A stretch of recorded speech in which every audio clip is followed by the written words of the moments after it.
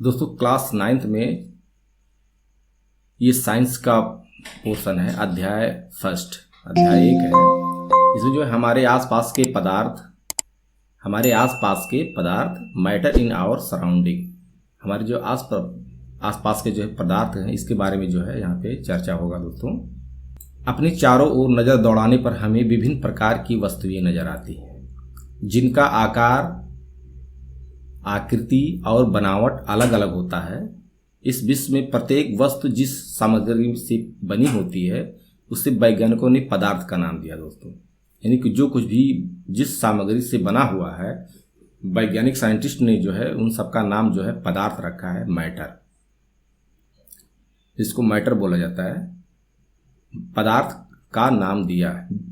जिस हवा में हम सांस लेते हैं, जो भोजन हम खाते हैं, पत्थर, बादल, तारे, पौधे एवं पशु, यहाँ तक कि पानी की एक बूंद या रेत का एक कण, ये सभी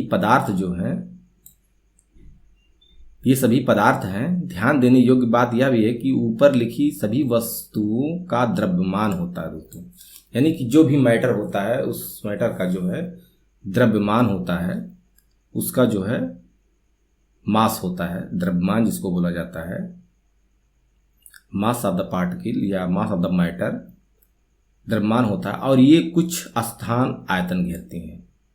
यानी कि कहने का मतलब ये है जो ये वस्तुएं जो हैं ये दोस्तों स्थान घेरती हैं, यानी कि ये इसको कहीं भी रखा जाए, यानी कि इसका कुछ आयतन होता है, वॉल्यूम होता है इसका, जो ये अपना स्थान घेरती हैं। इसका आयतन का मतलब एक स्थान घेरती हैं।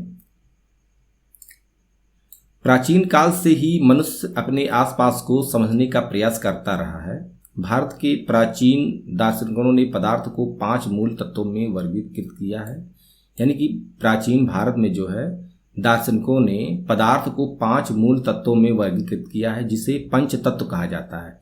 ये पंच तत्व हैं, कौन कौन से पंच तत्व हैं? वायु, पृथ्वी, अग्नि, जल और आकाश। उनके अनुसार इन्हीं 5 पंच तत्वों से सभी वस्तुएं बनी हैं, चाहे वह सजीव हो या निर्जीव हो। यानी कि इन्हीं 5 तत्वों से जो है ये जो है हर कोई भी चीज जो है एग्जिस्ट करता है यूनिवर्स में, वो सब जो है इसी 5 तत्व से मिलकर के बना है, चाहे वह सजीव हो चाहे निर्जीव हो। इस प्रकार का वर्गीकृत किया गया है। आधुनिक वैज्ञानिकों ने पदार्थ को भौतिक गुणधर्म एवं रासायनिक प्रकृति के आधार पर 2 प्रकार से वर्गीकृत किया है। वैज्ञानिक जो है दोस्तों ये इनके जो है पदार्थ के गुण धर्म से जो है इनको जो है 2 भागों में इसको बांटा है। पदार्थ को भौतिक गुणधर्म के अनुसार जो है उनका जो भौतिक गुणधर्म होता है एवं जो है रासायनिक प्रकृति के आधार पर, भौतिक गुणधर्म होता है, कुछ रासायनिक प्रकृति के आधार पर इनको 2 भागों में जो है वर्गीकृत किया गया है। इस अध्याय में हम भौतिक गुणों के आधार पर पदार्थ के बारे में ज्ञान अर्जित करेंगे। पदार्थ के रासायनिक पहलुओं को आगे के अध्याय में पढ़ेंगे। यानी पदार्थ का भौतिक स्वरूप, यानी पदार्थ का भौतिक स्वरूप क्या है? पदार्थ कणों से मिलकर बना होता है। यानी पदार्थ जो है, जो भी मैटर होता है दोस्तों, ये क्या होता है? कणों से मिलकर के बना होता है। बहुत समय तक पदार्थ की प्रकृति के बारे में 2 विचारधाराएं प्रचलित थी। एक विचारधारा यह मानना था कि पदार्थ लकड़ी के टुकड़े की तरह सतत होते हैं। यानी पदार्थ जो होते हैं वो लकड़ी के टुकड़े की तरह जो है सतत होते हैं। परंतु अन्य विचारधारा का मानना था कि पदार्थ रेत की तरह के कणों से मिलकर बने हैं। तो ये विचारधारा जो है, दूसरा विचारधारा है, मानना है कि पदार्थ जो है रेत की तरह जो कण होते हैं उनके जो है तरह जो है कणों से मिलकर बना, यानी कोई भी पदार्थ जो है वो कण से मिलकर के बना है। आइए एक क्रियाकलाप द्वारा पदार्थ के स्वरूप के बारे में ये निर्णय करते हैं कि ये सतत हैं या कणों से बने हैं। तो क्रियाकलाप जो है उसमें दिया हुआ है, जैसे कि 100 ml का एक बीकर लें। इस बीकर को जल से आधा भर कर जल के स्तर पर निशान लगा दें। यानी एक बीकर लिया जाए, 100 ml का बीकर लिया जाए, इस बीकर को जो जल से आधा भर कर जो है जल के स्तर पर निशान लगा दें। यानी जल के स्तर पे जो है निशान लगा दें। उसके बाद दिए गए नमक या शर्करा को कांच की छड़ की मदद से जल में घोल दें। यानी कि उसमें जो है हम क्या करते हैं, नमक डाल दें या चीनी डाल दें, इसकी मदद से घोल दें। जल के स्तर में आए बदलाव पर ध्यान दें। आपके अनुसार नमक या शर्करा का क्या हुआ, ये कहाँ गायब हो गए, क्या जल के स्तर में कोई बदलाव आया, इस बारे में जो है चर्चा होगा। इन प्रश्नों के उत्तर पाने के लिए हमें इस विचार को स्वीकारना होगा कि सभी पदार्थ कणों से बने होते हैं। यानी कि यहाँ पे जो हम देख सकते हैं कि यानी कि हमारा जो है नमक जो है, चीनी जो है वो पूरी तरह से घुल गया है। यानी कि पानी के जो कण है उसमें जो है वो मिल गया है। सभी पदार्थ कणों से बने होते हैं। अब यहाँ पे हम समझ सकते हैं कि हमारा वो कण कहाँ गया है, नमक चीनी का कण कहाँ चला गया है, उसके कण के अंदर जो है मिल गया है पानी के।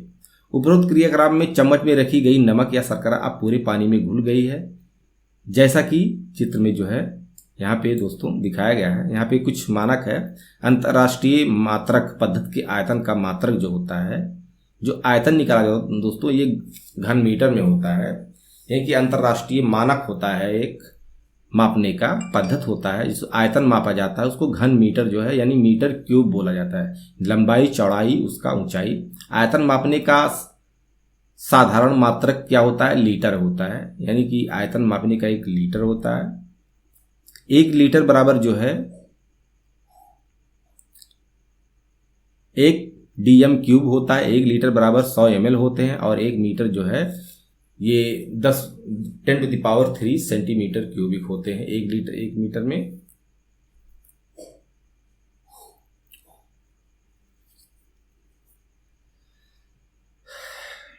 तो दोस्तों 1 लीटर जो होता है एक मानक होता है।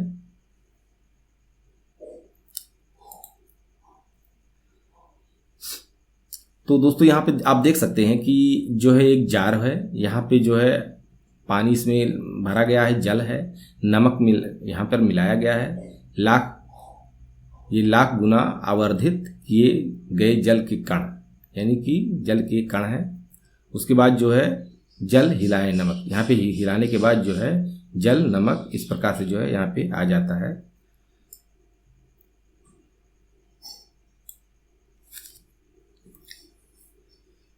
यहाँ पे चित्र में जब हम जल में नमक घोलते हैं, यानी कि जब हम जल में नमक घोलते हैं तो नमक के कण जल के कणों के बीच की रिक्त स्थानों में समावेशित हो जाते हैं। यानी कि जो है नमक और जब ये पूर्ण रूप से घुल जाते हैं दोस्तों, तो यहाँ पे जो है हमारा जो कण होता है नमक या चीनी का, वो हमको नहीं दिखाई पड़ता है। वो कहाँ चले जाते हैं, यानी कि जब हम जल में नमक घोलते हैं तो नमक के कण जो होते हैं वो जल के कणों के बीच के रिक्त स्थान में जो है समावेशित हो जाते हैं। एक स्थिति में ये कण और छोटे भागों में विभाजित नहीं किए जा सकते। तो दोस्तों यहाँ पे एक स्थिति ऐसी भी आती है, एक स्थिति में ये कण जो है और छोटे भागों में विभाजित नहीं किए जा सकते हैं। पोटेशियम परमैंगनेट की जगह जो है 2 ml डेटॉल से भी हम ये क्रियाकलाप कर सकते हैं। लगातार तनुकृत होने पर भी उसकी महक हमें मिलती रहती है। पदार्थ के कण बहुत छोटे होते हैं, इतने छोटे कि हम कल्पना भी नहीं कर सकते। यानी इतने छोटे हैं कि हम इसके बारे में जो है कल्पना नहीं कर सकते। पदार्थ की ये कण कितने छोटे होते हैं, यहाँ पे क्रियाकलाप दिया है कुछ क्वेश्चन टाइप का। पोटेशियम परमैंगनेट के 2 या 3 क्रिस्टल को 100 ml पानी में घोल लें। इस घोल में से लगभग 10 ml घोल कर निकाल दें, उसमें 90 ml जल में मिला दें। फिर इस उपरोक्त घोल में 10 ml निकाल कर उसमें 90 ml जो है जल में मिला दें। इस प्रकार इस घोल को 5 से 8 बार तक तनुकृत करें। क्या जल अब भी रंगीन है? आप देख सकते हैं 100 ml है, उसके बाद जो है 100 ml में इसमें 10 ml मिलाया गया है, फिर उसके बाद 10 ml मिलाया गया है, फिर 10 ml मिलाया गया है।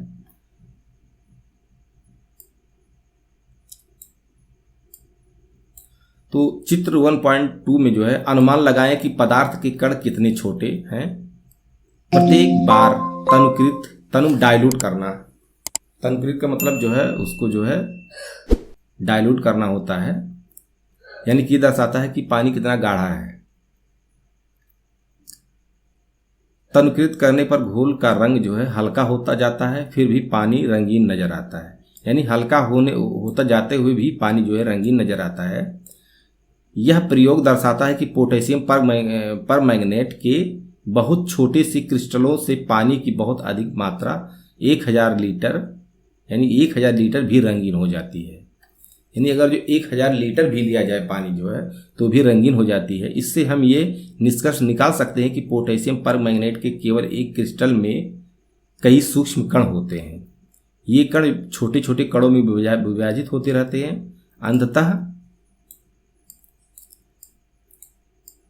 अंततः एक स्थिति में ये कण जो है और छोटे भागों में विभाजित नहीं किए जा सकते।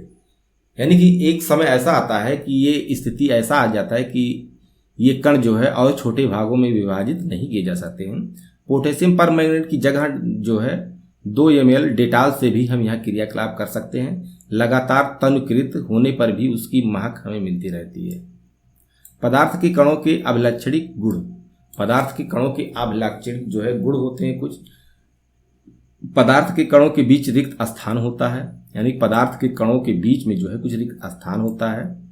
तो क्रियाकलाप जो है 1.1 और 1.2 में नमक, शर्करा, डेटॉल या पोटेशियम परमैंगनेट के कण समान रूप से पानी में वितरित हो जाते हैं।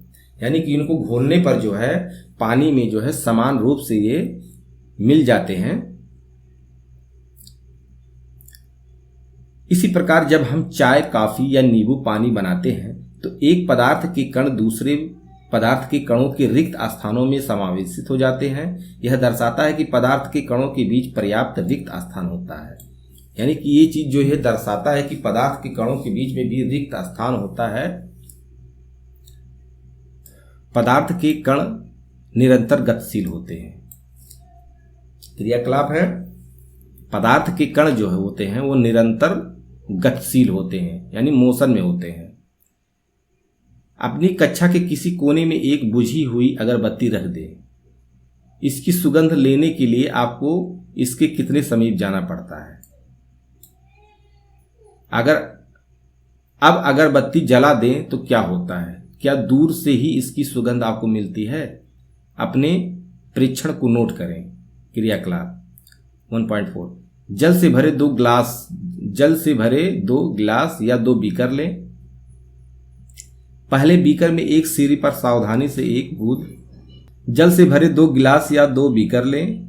पहले बीकर के एक सिरे पर सावधानी से एक बूंद लाल या नीली स्याही डाल दें और दूसरी शहद डाल दें। इनको अपने घर में या कक्षा में एक कोने पर रख दें। अपने परीक्षण को नोट कर लें। स्याही की बूंद डालने के तुरंत बाद आपने क्या देखा? यानी कि जब हम स्याही की बूंद जो है पानी में डालते हैं तो हमको क्या दिखाई पड़ता है? शहद की बूंद डालने के तुरंत बाद आपने क्या देखा? स्याही का रंग भूरे पूरे जल में एक समान रूप से फैलने में कितने दिन या कितने घंटे लगते हैं? एक गिलास गर्म पानी से और दूसरे ठंडे पानी से भरे गिलास में कॉपर सल्फेट या पोटेशियम परमैंगनेट का एक क्रिस्टल डालें और एक ओर रख दें, हिलाएं नहीं।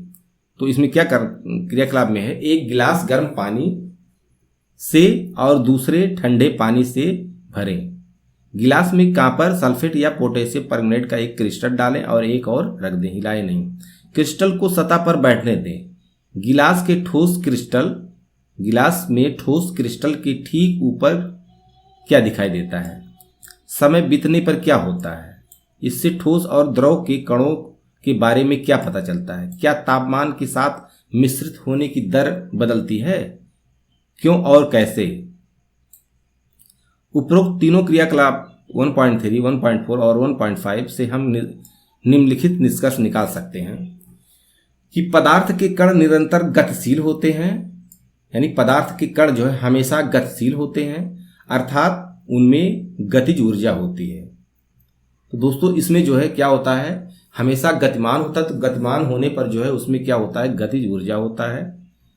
तापमान बढ़ने से कणों की गति तेज हो जाती है। यानी कि अगर जो तापमान उसका बढ़ा दें तो कणों का जो गति जो होता है वो बढ़ जाता है। इसलिए हम कह सकते हैं कि तापमान बढ़ने से कणों की गतिज ऊर्जा भी बढ़ जाती है। यानी कि गतिज ऊर्जा कब बढ़ती है? जब कणों का तापमान बढ़ता है, यानी टेम्परेचर बढ़ने पे उनकी गतिज ऊर्जा जो है, यानी कि उनकी ऊर्जा जो है उसके समानुपाती होती है। यानी कि टेम्परेचर जो है उसका बढ़ाने पे उसकी काइनेटिक एनर्जी जो होती है बढ़ती जाती है, गतिज ऊर्जा जो है उसका बढ़ता जाता है, यानी कि उसके समानुपाती होती है। उस रेशियो में अगर जो बढ़ रहा है टेम्परेचर, तो गतिज ऊर्जा भी बढ़ता हुआ जाता है।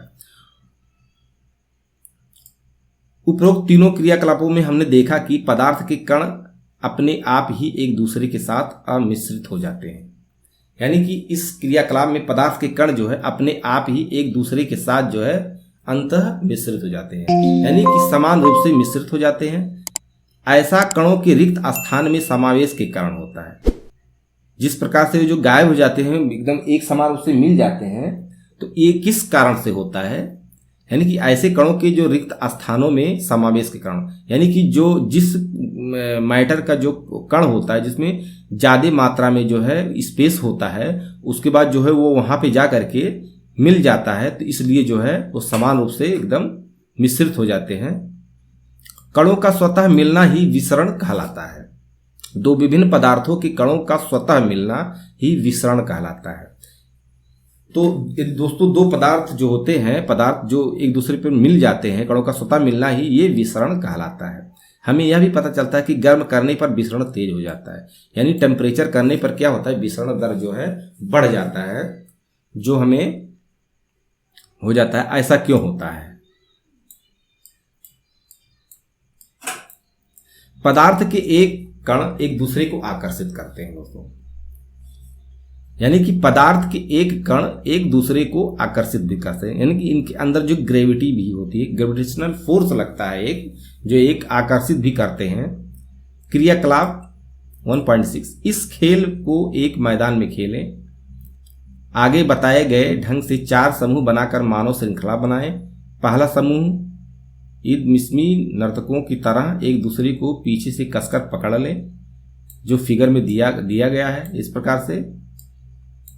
दूसरा समूह एक दूसरे का हाथ पकड़कर मानव श्रृंखला बना ले। तीसरा समूह केवल उंगली के सिरे से छूकर एक श्रृंखला बना ले। अब चौथा समूह उपरोक्त वर्णित तीनों मानव श्रृंखलाओं को तोड़कर छोटे समूह में बांटने का प्रयास करे। किस समूह को तोड़ना आसान था और क्यों? यदि हम प्रत्येक विद्यार्थी को एक पदार्थ का एक कण माने, तो किस समूह के कणों ने एक दूसरे को सबसे अधिक बल से पकड़ रखा है? क्रियाकलाप 1.7, एक लोहे की कील,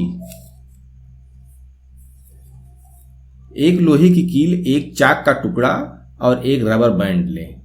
यानी एक लोहे की कील लें, एक चाक का टुकड़ा लें और एक रबर बैंड लें।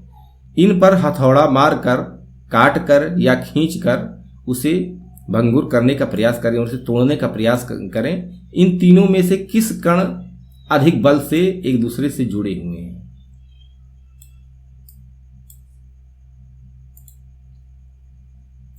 जल का नल खोल, यानी कि क्रियाकलाप 1.8 है। जल का नल खोलकर जल की धार को अपनी उंगली से काटने का प्रयास करें। जल का नल खोलकर जल की धार को अपनी उंगली से काटने का प्रयास करें। क्या जल की धार कटती है? जल की धार ना कटने का क्या कारण है? उपरोक्त तीनों क्रियाकलाप सुझाते हैं कि पदार्थ के कणों के बीच एक बल कार्य करता है। यानी कि उपरोक्त तीनों जो क्रियाकलाप क्या हमें बताते हैं कि पदार्थ के कणों के बीच एक जो है बीच बल कार्य करता है। यह बल कणों को एक साथ रखता है, यानी कि जो है उनके बीच में जो है बल लगता है, वो यही बल जो है पदार्थ को जो है जोड़े रखता है। यह बल कणों को एक साथ जो है रखता है। इस आकर्षण बल का सामर्थ्य प्रत्येक पदार्थ में अलग अलग होता है, यानी कि अलग अलग पदार्थ में जो है अलग अलग प्रकार का जो है बल लगता है। तो दोस्तों, यहाँ पे क्रियाकलाप में इन वस्तुओं की चारों ओर पेंसिल घुमाकर इनके आकार का रेखा चित्र बनाएं। क्या इन सभी का निश्चित आकार, स्पष्ट सीमाएं तथा स्थिर आयतन है? इन पर हथौड़ा मारने, खींचने या गिराने से क्या होता है? क्या इनका एक दूसरे के में विसरण संभव है? यानी इन सब का जो है, जो मतलब रबर और लोहे की कील, इस प्रकार से चाक लिया गया है, क्या इनका एक दूसरे में विसरण संभव है? बल लगाकर इनको संपीड़ित करने का प्रयास करें। क्या इनका संपीड़न होता है? तो दोस्तों उपरोक्त सभी उदाहरण जो है ठोस के हैं। यहाँ पे जो दोस्तों उदाहरण जो है ठोस दिया हुआ है, उपरोक्त सभी उदाहरण ठोस के हैं। हम देख सकते हैं कि इन सभी का एक निश्चित आकार, स्पष्ट सीमाएं तथा स्थिर आयतन नगण्य संपीड्यता होती है। यानी हम कह सकते हैं इनको संपीड्यता जो है एक नगण्य होती है, यानी कि इनको जो हम दबाते हैं वो संपीड़ता यानी कि कितना जो है सिकुड़ता है। तो यहाँ पे जो है इन सबको जो हम लोहे कम से कम जो है एक उसको नगण्य मान सकते हैं। जो ये सब जो ठोस जो होते हैं ये जो है संपीड़ित जो होते हैं, बाह्य बल लगाने पर भी ठोस अपने आकार को बनाए रखते हैं। यानी किसी कील को हम दबाते जो हैं तो जो है कितना उसमें बल लगाते हैं फिर भी वह जो अपने आकार में ही रहता है, यानी कि उसका संपीड़ितता जो है एकदम नगण्य होता है, यानी कि निग्लिजिबल होता है। बल लगाने पर ठोस टूट सकते हैं और अधिक बल लगाने पर जो है ठोस टूट सकते हैं, लेकिन इनका आकार नहीं बदलता, इनका आकार जो है नहीं बदलता, इसलिए ये दृढ़ होते हैं। निम्नलिखित पर विचार कीजिए कि रबर बैंड को क्या माना जाएगा। क्या खींचकर इसका आकार बदला जा सकता है? क्या ये ठोस है? विभिन्न आकार के बर्तनों में रखने पर चीनी और नमक उन्हीं बर्तनों के आकार ले लेते हैं। क्या ये ठोस है? स्पंज क्या है? यह ठोस है लेकिन फिर भी इसका संपीड़न संभव है। क्यों? ये सभी ठोस ही हैं, क्योंकि बाह्य बल लगाए जाने पर रबर बैंड का आकार बदलता है। यानी बाहरी बल यदि उस पर लगाते हैं तो उसका आकार बदलता है और बल हटा लेने पर यह पुनः अपनी प्रारंभिक स्थिति में आ जाता है, मूल आकार में आ जाता है। अत्यधिक बल लगाने पर यह टूट जाता है। चाहे हम शर्करा या नमक को अपने हाथ में लें या किसी प्लेट में या जार में रखें, इनके क्रिस्टलों के आकार नहीं बदलते, यानी इनके क्रिस्टलों के जो है आकार नहीं बदलते। स्पंज में बहुत छोटे छिद्र होते हैं जिनमें वायु का समावेश होता है।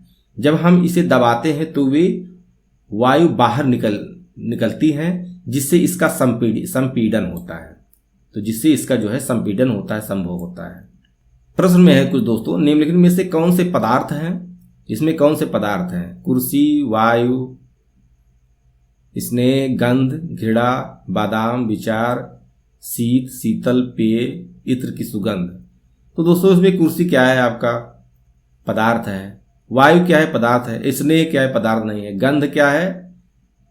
गंध भी आपका जो है एक पदार्थ ही होता है, कण जो है विसरित होते हैं। घृणा जो है ये पदार्थ नहीं है। बादाम पदार्थ है। विचार पदार्थ नहीं है। शीत पदार्थ है। शीतल पेय ये भी पदार्थ है। इत्र की सुगंध ये पदार्थ नहीं है, सुगंध अलग चीज होता है।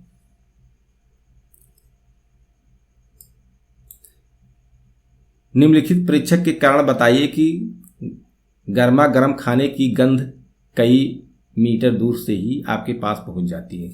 दोस्तों आप जानते हैं कि कोई चीज गर्म होता है तो टेम्परेचर बढ़ने पे उनकी आपको पता है कि पदार्थ में जो है जो कण होते हैं हमेशा जो है वो गति अवस्था में होते हैं, मोशन अवस्था में होते हैं, यानी गतिमान होते हैं पदार्थ जो है। तो अगर जो उसका टेम्परेचर बड़ा होता है तो उनका जो है गतिज ऊर्जा हमेशा जो है बढ़ जाता है। जिस प्रकार से जो है गर्मा गर्म खाने की गंध कई मीटर से ही हम आपके पास पहुंच जाती है, लेकिन ठंडे खाने की महक लेने के लिए आपको उसके पास जाना पड़ता है, क्योंकि जो है ठंडा होने पर जो है उसकी जो है गतिज ऊर्जा कम होती है। इस प्रकार से जो है वह समय लगता है विसरित होने में दोस्तों समय लगता है। स्विमिंग पूल में गोताखोर पानी काट पाता है, इससे पदार्थ का कौन सा गुण प्रेक्षित होता है? यानी कि दोस्तों पानी को काट देता है, उसके बाद जो है अपने वो फिर अवस्था में आ जाता है। पदार्थ के कणों की क्या विशेषताएं होती हैं? ये सब क्वेश्चन है। अब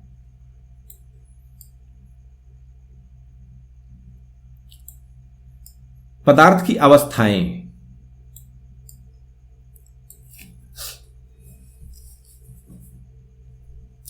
पदार्थ की अवस्थाएं, आपने आसपास के पदार्थों को ध्यान से देखें, ये कितने प्रकार के होते हैं। हम पाते हैं कि पदार्थ अपने 3 रूप से अवस्था में होता है। ठोस, द्रव और गैस के रूप में जो है पदार्थ होते हैं, यानी ठोस के रूप में होता है, द्रव के रूप में होता है, गैस के रूप में होता है। पदार्थ की ये अवस्थाएं उसके कणों की विभिन्न विशेषताओं के कारण होती हैं। अब हम पदार्थों की तीनों अवस्थाओं के गुणों का विस्तृत अध्ययन करेंगे। ठोस अवस्था। क्रियाकलाप 1.9, निम्नलिखित वस्तुओं को एकत्रित करें, पेन, किताब, सुई और लकड़ी की छड़। इन वस्तुओं की चारों ओर पेंसिल घुमाकर इनके आकार का रेखाचित्र बनाएं। क्या इन सभी का निश्चित आकार अस्पष्ट सीमा कीजिए। इस पर हथौड़ा मारने, खींचने या गिराने से कीजिए। तो दोस्तों इसको बता चुका हूं, ठोस टूट सकते हैं। तो दोस्तों अगर जो वीडियो पसंद आए तो हमारे वीडियो को लाइक कीजिएगा, शेयर कीजिएगा दोस्तों। तो इसी के साथ नेक्स्ट वीडियो में मिलेंगे। इसी के साथ जय हिंद, जय भारत।